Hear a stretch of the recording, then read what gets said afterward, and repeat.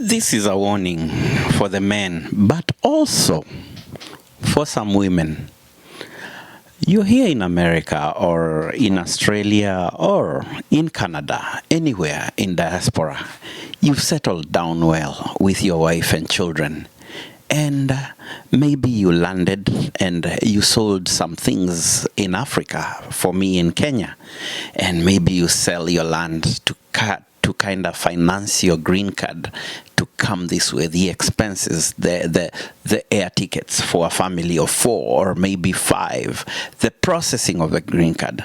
Some of you back then also come with as visitors, then you come here and start working on getting the papers. And it takes 5 years for you to either settle down or get the papers. So for a man, say you've arrived here when you are 30 years old. And by the time you're 35 is when you feel like now you have settled in America. But due to culture shock sometimes, you might disagree or agree with your wife in a different way. And sometimes things can go left. But let's say they don't go left, but you kind of, in an ambivalent manner, survive through the relationship and kind of raise the kids with hardship, with survival mode, because you're here, a country that's not yours. Maybe you had to polish your English, you had to get more certification as a man. Maybe your wife had to join school back, and you as a man, you have sacrificed so much. Now, before we continue, I want to let you know one thing that's a fact, even if it's not maybe written anywhere like a fact, but it's a fact for sure. Children always tend to move towards the mom, whether she's right or wrong, naturally. And there's nothing men can do about it. Children will always drift towards mommy, especially boys and also girls. So that's why I'm saying this episode is mostly for men more than it is for women, because many men have landed in such a situation that I'm about to share. So you as a man, you end up putting everything. Your wife says we want a house, you buy the house. Your wife says she wants a new car, you buy the new car. And you as a man, you are wondering, is this a reason that I came to America? Didn't I come so that I can have more? I can do more. I can create impact, not in America, but back in Africa. And then you start finding this rift between you and the whole family. So your whole family thinks that everything is so okay, but here you are, lonely and wandering with your own thoughts that no one can understand. Even if you try to bring them close to your family, they think you're crazy. Dad, don't you think we are already good in America? We have good streets, we have security. You call 911, the police are here within 3 minutes, only to realize that you as a black man in America, that 911 is meant to come and arrest you, to come and oppress you. It is actually geared to work against a black man. And then you find yourself in this situation whereby you're in conflict with your whole family. And your family eventually decides to move on, or you decide to move on. And you, by moving on, is deciding to go back to Africa. My friends, now here comes my point. Men always have a project. While you're living your life here with your wife and your children, whether you're in conflict or not, whether you share the same bank account or not, as an African man outside Africa, you cannot afford to give your everything away to just your family because it's your family. I warn you, I tell you, one day you will re-listen to my words in your head if you don't listen to me. Because you might find yourself with nothing back in Africa, because that's the only place you might figure out, is the only place you can thrive, is the only place you can retire, the only place you can even die a happy man. And you realize that you gave yourself away so much to your woman, and then with or without conflict, your kids veer towards them, and you find yourself all alone, lonely in Africa with nothing and no one there for you. Let me tell you one thing, man. The older you get, the more useless you become towards the community. The older you get, the less friends you start seeing around, because they start finding you to be a liability.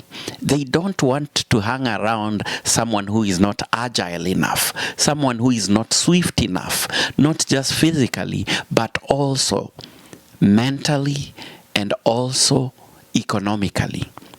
The moment you have nothing and you're back in Africa, even your sisters, even your cousins, even your mother could sometimes scorn you if she's still alive. Most of the time you go back and they're not alive. And you find yourself alone and dying and in a bad state of health because you gave your all in America, you gave your all in Canada. You drove those trucks for 25 years. Your children are now in college and they are living their own lives. Now let me tell you something. Whether you like it or not, men, and also women in some cases, these children in this generation, they're not built like us. You see, myself, I have put my dad in my head somewhere that he's getting old and I'll need to create a place for him in my life to make sure he ages well without struggle. That is not our children. And some of you might say, Sam, our children are not meant to take care of us. Yes, they're not meant to take care of us, but they are not also meant to abandon us. Remember that. We are supposed to be family like we used to be in Africa, like our parents used to be with their parents. Why should we change to become the Western way? You see, my point here is once you decide to come to diaspora, men, things become westernized in your family too. You cannot live an African life in America. It's near impossible. The only way you can live a full African life is in Africa. So when you come here, men, make sure you have an account somewhere that you know is untouchable, that you know that is for you and nobody else. For you and you alone. Now, God forbid, you find yourself alone.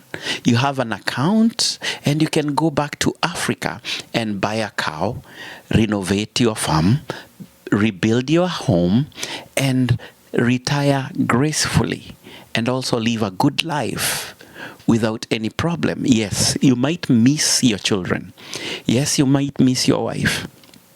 But then, your wife can also come with you in Africa, but it will be equally bad. You and your wife, and you can take care of her because you never took care of things. You just followed your family and you gave them everything without considering that you have yourself. Remember, you are born alone, you will die alone. Once you're in that 6 feet under, you're alone. My friends, my men friends, and some of the women, because some women find themselves abandoned too. The man died and the children go. And you as a woman, you are alone in America and you can't go back home because you have nothing to go to and you're about 70 years old. What to do? You just stay here and find yourself in an assisted living. Woe unto you. working in an assisted living today as a nurse, a doctor, or anyone, and then you find yourself in the same cheap assisted livings 40 years from now when you're 65, 70 and your body cannot function well. And you find yourself in the same place you are working, and then other kids taking care of you, another set of children from Africa, another set of brain drain from Africa, another set of resources, another set of workers. Losing every day, from the national level to the personal level. You better plan yourself well so that in a time when you have to go back home as a man, you are not empty. You might be lonely, but there is no bad loneliness when you have a lot of money. Loneliness is very painful if you're broke. Loneliness, when you have money, you are okay.